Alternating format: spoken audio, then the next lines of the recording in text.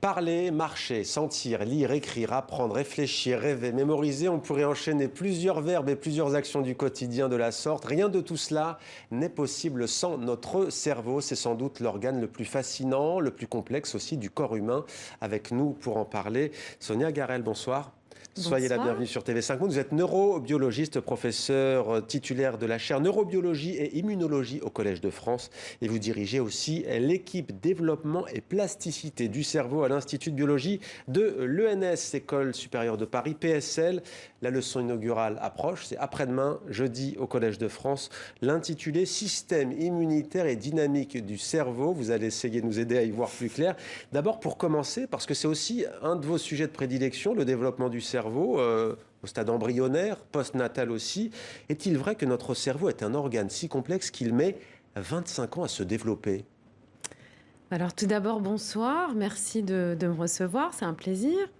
Donc c'est vrai que le cerveau met très longtemps à se développer, mais plus qu'un temps à se développer, il faut considérer que le cerveau est en perpétuelle dynamique. C'est-à-dire qu'il commence à se construire pendant la vie prénatale, la vie postnatale, l'enfance, l'adolescence. Il y a un espèce de plateau, la vie adulte, et puis finalement, la vieillesse avec le déclin cognitif. Donc c'est vraiment toute une trajectoire développementale tout au long de la vie. Avec des pertes de neurones, bien entendu. Est-il vrai qu'on ne peut pas récupérer les neurones que l'on perd, mais est-ce qu'il s'en crée d'autres ? Alors, il y a des petites régions où ils s'en créent, notamment dans des régions qui sont liées à la mémoire. Mais effectivement, la plupart des neurones sont générés vraiment pendant la vie embryonnaire ou périnatale. Et puis après, on ne fait que perdre des neurones, des synapses, ou en tout cas remodeler des connexions. Donc c'est vraiment un arrangement, réarrangement, réorganisation d'une structure qui part d'un schéma préétabli au départ. Mais ça le différencie des autres organes ou c'est pas le seul ?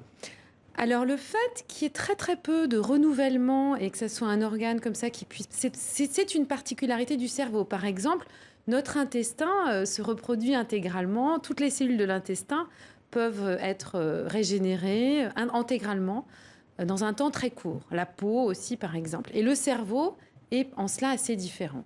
La plupart des éléments sont là, sont générés, s'assemblent, se connectent. Et puis, ce sont uniquement des remaniements, des adaptations qui permettent justement les différentes phases, l'apprentissage, etc. Alors, quand je dis que le cerveau fascine, c'est que la presse scientifique qui vulgarise la science, la médecine, fait souvent ses unes sur le cerveau. Et on peut lire, par exemple, qu'à la naissance, le bébé dispose d'autant de neurones qu'un adulte, 100 milliards. Est-ce le cas ? Oui, tout à fait. C'est vrai qu'on a un grand nombre de neurones, de cellules qui permettent justement toutes ces fonctions. Et après, ce qui est encore plus impressionnant, c'est la quantité de synapses, de connexions qu'il peut y avoir finalement entre ces neurones et qui peut changer. La synapse, c'est quoi ? C'est le filament qui relie deux neurones ? Voilà, ce sont les points de connexion entre deux neurones qui vont être le lieu vraiment de transmission de l'information nerveuse entre ces deux types cellulaires. Et ça, c'est un petit peu comme, si vous voulez, des composants d'un circuit électrique. C'est la multiplicité des câblages qu'on va pouvoir faire entre des composés donnés. Ouais, alors justement, plus fort qu'un ordinateur. Par comparaison, je crois qu'un smartphone dernier cri, c'est 2 milliards de transistors, comme on dit, de connexions électroniques, et que le cerveau, c'est donc 100 milliards.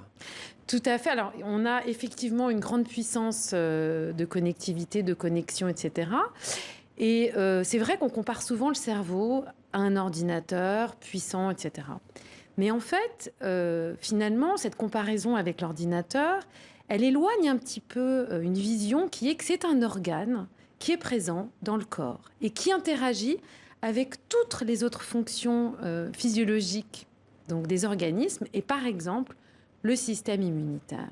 Et donc souvent l'imaginaire qu'on a du cerveau comme ordinateur a tendance à désincarner cet organe et à le sortir du contexte physiologique dans lequel il fonctionne.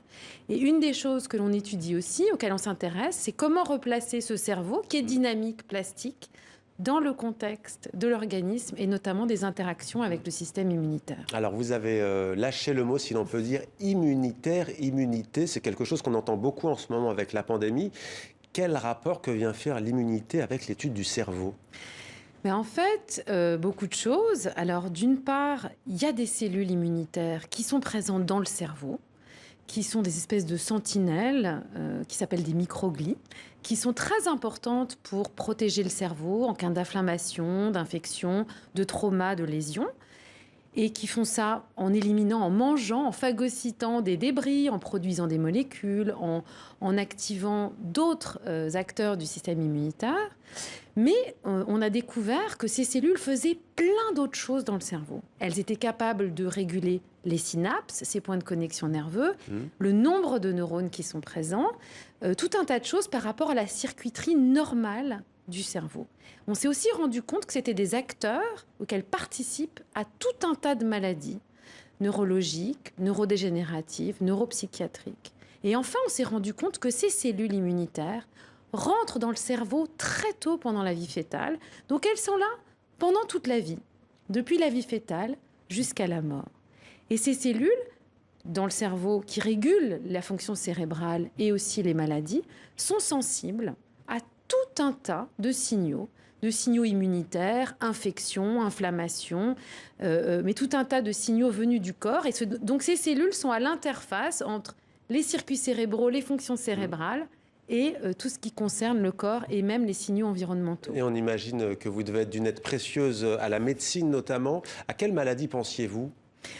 Alors, les maladies qui ont impliqué des microglies, ces cellules immunitaires, il y a à peu près toutes les maladies neurologiques à l'heure actuelle ont un facteur contributif. On sait par exemple qu'elles participent à la maladie d'Alzheimer. On a des évidences, c'est un anglicisme, désolé.